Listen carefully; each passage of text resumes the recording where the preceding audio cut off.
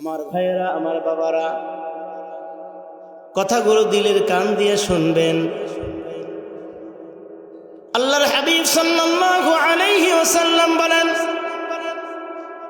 এই জান্নাতের বাগানে ঢোকার সময় একদল ফেরেশতা ব্যারিকেড দিয়ে রাখছে, আর আল্লাহকে জিজ্ঞাসা করেছে, রব্বুল আলামিন, তোমার জান্নাতের বাগানে কোনো গুনাহগার থাকতে পারবে না।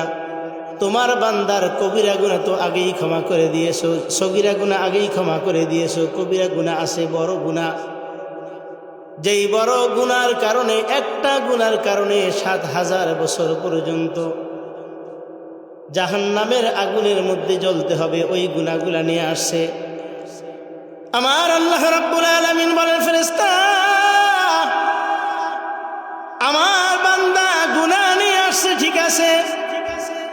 ও ফেরেশতা, আমার বান্দার গুনাহগুলা তোমরা মাথায় করে রাখো, আমার বান্দাকে বেগুনাহ মাসুম বানাইয়া জান্নাতের মধ্যে ঢুকাইয়া দাও।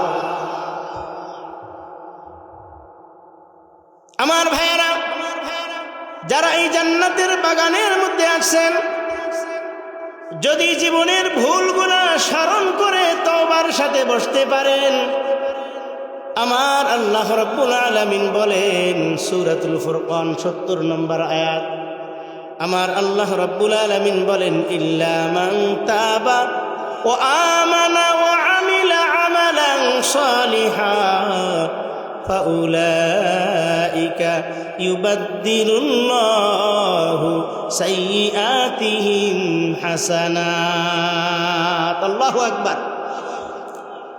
আমার আল্লাহ রাব্বুল আলামিন বলেন, কেউ যদি জীবনের ভুল গুনাহ স্মরণ করে তওবা করতে পারে, তওবা করার পরে নতুন করে ঈমান আনবে এবং নেক কাজ করার যদি আশা করে, ইরাদা করে, আমার আল্লাহ রাব্বুল আলামিন তার জীবনের সমস্ত কবিরা গুনাহ ক্ষমা করে দিবে। সুবহানাল্লাহ বলেন।